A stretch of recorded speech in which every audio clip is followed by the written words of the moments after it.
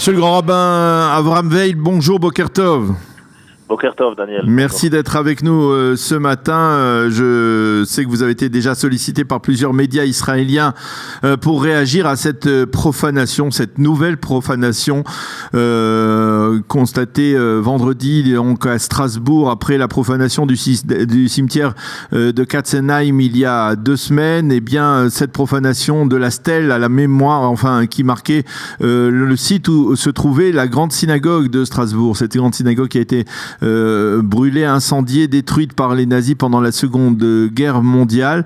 Comment a-t-on découvert cette profanation ? Alors c'est vraisemblablement un passant qui, aux alentours de 9h hier matin, a découvert cette profanation. Donc il s'agit d'une stèle assez imposante qui est couchée sur un support en béton. C'est une stèle de 1,6 tonne. Donc oui. Vous imaginez qu'il est difficile de la déplacer. En tout cas, il s'agit clairement d'un événement antisémite. Ce n'est pas une stèle qui peut être déplacée de manière fortuite, et d'autant plus qu'elle ne se trouve pas à proximité d'une route. Donc il ne s'agit absolument pas d'un accident. Et donc c'est un passant qui, voyant la stèle renversée de son support, a immédiatement appelé les services de la ville. Vous imaginez que l'ensemble de la communauté n'a été informé de cet incident que à l'issue de Shabbat, alors que l'information avait déjà bien circulé un petit peu partout en France, et donc nous avons dû hier soir essayer de... Ah, vous dire les Strasbourgeois, les membres de la communauté juive n'étaient pas au courant, non pas pendant le Shabbat, on l'a pas su. Vous ne le saviez pas pendant le Shabbat? Non, on l'a absolument pas su, du fait que cette stèle ne se trouve pas dans le quartier juif. Vous savez que la communauté juive à Strasbourg vit principalement autour de la nouvelle grande synagogue. Tout à fait, et qui se trouve à peu près à un peu plus d'1 kilomètre de l'endroit où est située cette stèle. Donc il n'y avait pas véritablement de moyen de savoir que cette profanation avait eu lieu. Et en tout cas, personnellement, je n'ai appris la nouvelle qu'à l'issue du Shabbat en ouvrant mon téléphone, et j'ai essayé donc un petit peu au compte-gouttes de savoir un petit peu plus ce qui s'était passé, quels étaient les éléments à notre disposition à ce stade de l'enquête. Vous vous êtes rendu sur place, je suppose? Alors j'ai pas pu me rendre sur place, et la situation en réalité ne présentait que peu d'intérêt, puisque les services de la ville ont été très efficaces et ont quelques heures après remis cette stèle en place. Il me semble que vers 4h de l'après-midi, donc encore pendant Shabbat, cette stèle a été remise en place. Donc il n'y avait pas grand intérêt à se rendre sur place. Heureusement, il n'y a pas eu d'autres profanations, à savoir pas d'inscription ou de graffiti sur la stèle. Elle n'a pas non plus été brisée.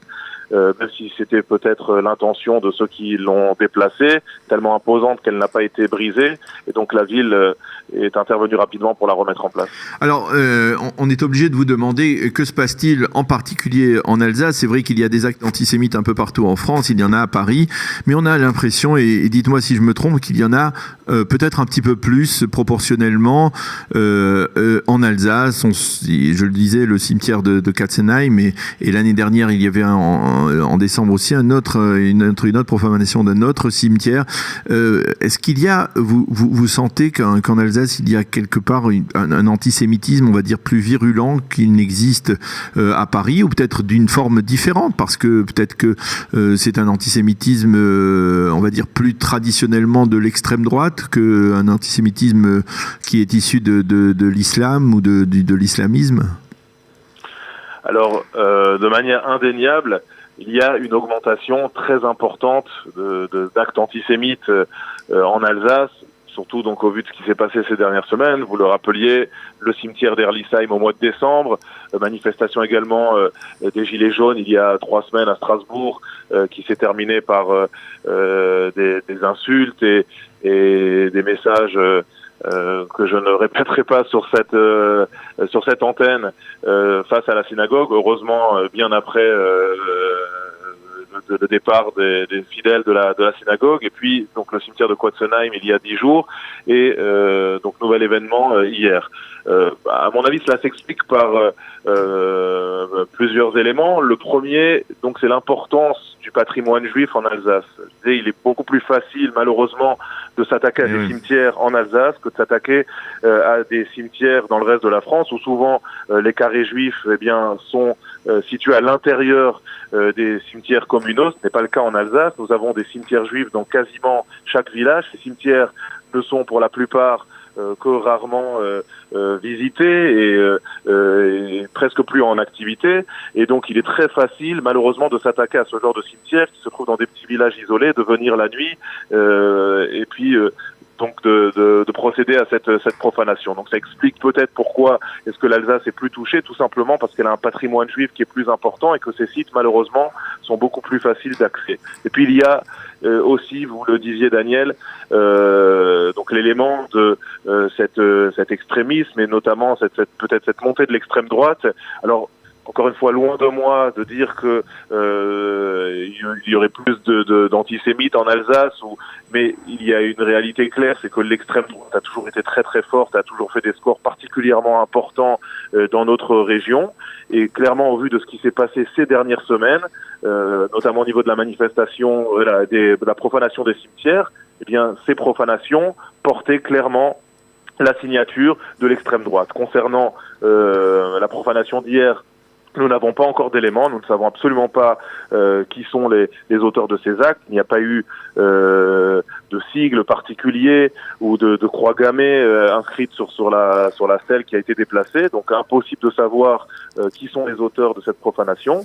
Mais pour les profanations précédentes, clairement, c'est l'extrême droite qui a signé ces actes, et ce qui soulignerait peut-être le fait qu'en Alsace, eh bien, certains sont nostalgiques d'une certaine époque. Un mot, monsieur le grand rabbin, sur cette synagogue, parce que cette synagogue était, on va dire, la grande fierté de la communauté juive de Strasbourg, du judaïsme alsacien, et c'était de ce que je sais, pour avoir vu un livre consacré à cette synagogue, c'était une splendide synagogue qui a été détruite et incendiée par les nazis pendant la Seconde Guerre mondiale. Est-ce que vous pouvez nous rappeler un peu ce qu'était cette synagogue ? Donc c'était effectivement une synagogue très imposante, en plein cœur de la ville de Strasbourg. Là, on se rapproche vraiment du centre-ville par rapport à l'emplacement actuel de la grande synagogue de Strasbourg, qui est également elle-même très très imposante.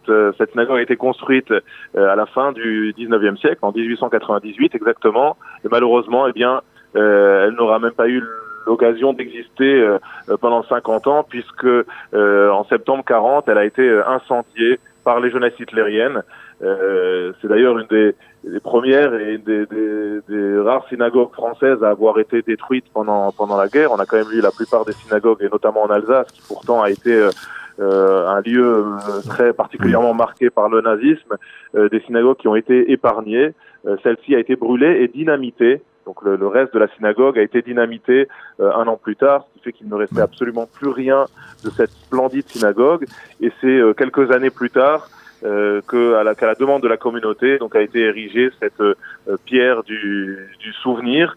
Et rappelons également, Daniel, parce que c'est important, et je pense qu'il y a tout un symbole aussi peut-être derrière l'action qui a été commise hier, que l'endroit où est située cette stèle porte le nom d'Allée des Justes, puisque juste à côté de ce monument se trouve également une stèle en mémoire aux Justes de France, et donc notamment ces Justes alsaciens qui ont sauvé tant de familles juives pendant la guerre. Et c'est à cet endroit que nous nous retrouvons chaque année, notamment pour la commémoration de la rafle du Veldiv et lors également d'autres manifestations en souvenir de la Shoah.